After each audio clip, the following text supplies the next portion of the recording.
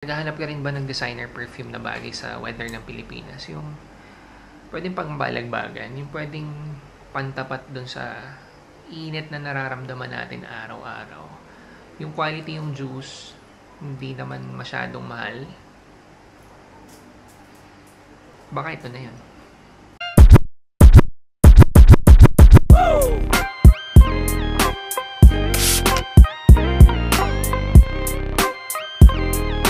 Kamusta mga brad? It's me, Eric, at sa video na to, pag-usapan natin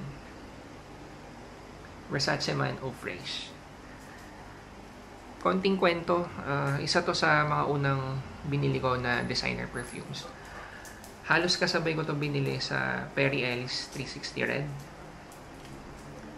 2019. So, during that time, research ako, nod-nod ng mga reviews ng mga western na reviewers ng perfumes. So, mga lumalabas na videos kapag naghanap ka ng summer perfumes sa kanila, eto, saka yung 360 Red. So, pareho ako nagkaroon, pero mas nagamit ko to. Mas bumagay siya sa skin chemistry ko. Tsaka talaga na in love yung pang-amoy ko sa kanya. Fieldwork kasi ako eh. So, labas ako ng labas. Exposed ako sa kung ano-anong elements sa init. Nagpapawisan ako. Ito yung nakapagbigay sa akin ng feeling na kahit pinagpapawisan ka, kaya niyang tapatan eh. Presko pa din. Pag-usapan natin yung scent profile. Kita niyo yung sprayer. Ganda, no? Basic. Similar sa ibang Versace.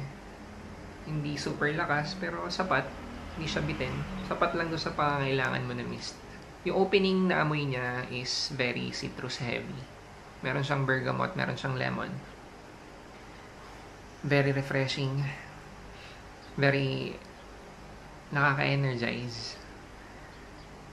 Parang binuhusan ka ng something na nabuhayan ka, ganun, na-uplift yung mood mo.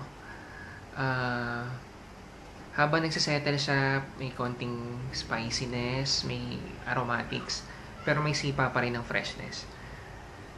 Papuntang dry down, mas nagsettle na, so mas nagiging smooth. May musk, may amber, yung woody notes nandun na rin. Sobrang smooth niya eh. Kahit may amber siya, hindi siya super sweet. Well balanced yung woody notes, musk, tsaka yung amber. So, sipa pa rin ang freshness. Na-maintain niya yung energizing na vibe dun sa initial spray mo. Pagdating niya sa dulo, nire-remind ka niya na presko ka pa din eh. Sobrang nagmimix siya ng maayos. Kahit pagpawisan ako, para bang magkasundo sila na, uy, pag pinagpawisan na to, dapat mag-amoy bagong ligo pa rin. Ganon yung binibigay niyang vibe. Para sa akin, mas pang balagbagan to kaysa dun sa Versace Puro Homme. Ito yung mas casual na version siguro ni Versace Puro Homme. For the longevity, not bad.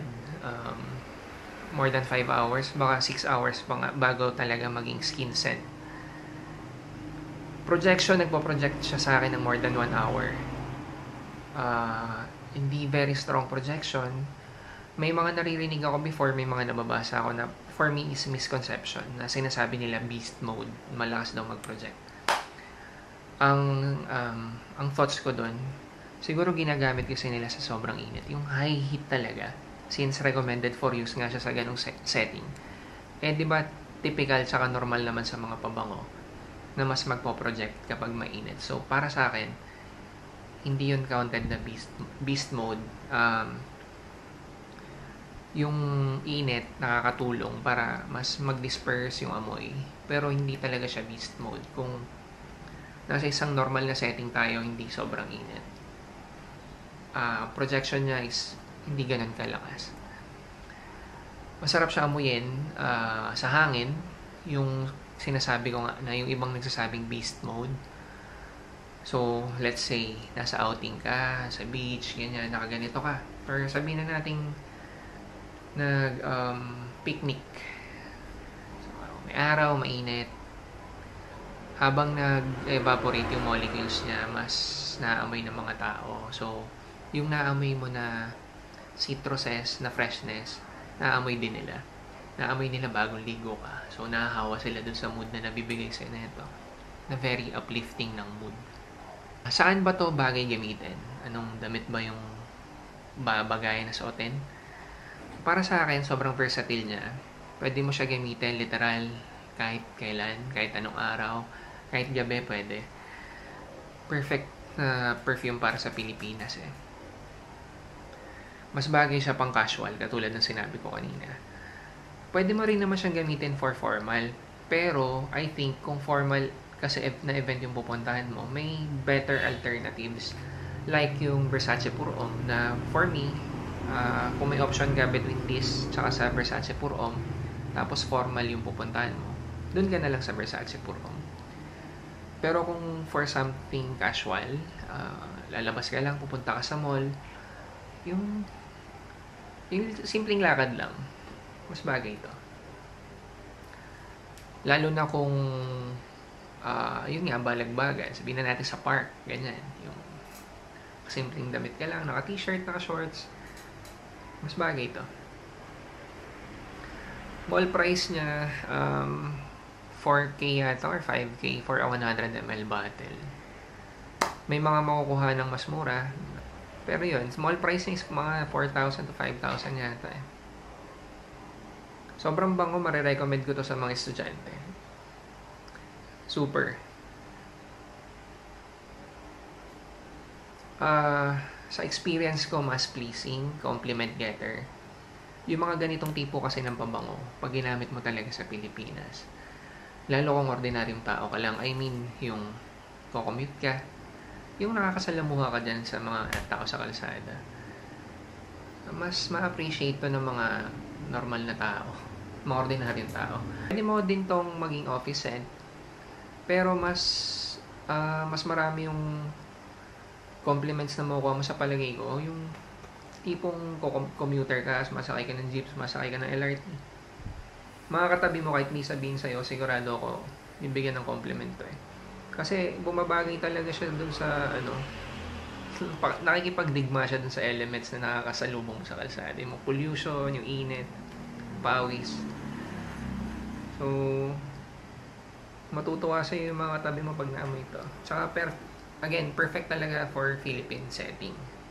Lately, may nakita ako mga Middle Eastern perfumes na kamukha nito yung bote. Pero, hindi ko pa na-try, hindi pa ako nagkaroon. Parang dumaan lang sa screen nung cellphone ko habang nagbabrowse ako. Hindi ko na maalala kung ano siya.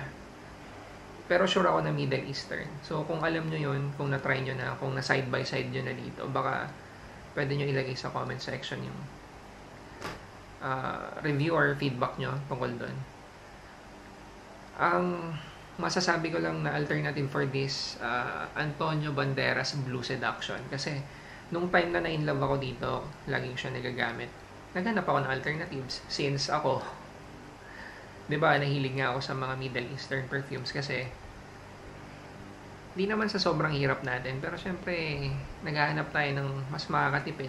Alam mo yun, i-spray mo lang naman ng perfume eh, na at the end of the day, nawawala. Parang nawawala lang talaga din siya sa hangin, diba? So, kung may alternative na mas mura, tapos, quality din naman, pinupuntahan ko, ginagamit ko. So, yung Blue Seduction ni Antonio Banderas, okay din yun, na alternative for this. Mas mura slightly mas mura. Okay din yung juice quality, pero better pa rin to overall. So yun lang, kung nagustuhan yung video, kung may comment kayo, lagay nyo lang dyan. Kung gusto nyo ng decant, nasa description lahat ng information. May Lazada kami, may Shopee, may Facebook, may Instagram. Pa-like, tsaka pa-subscribe. Thank you.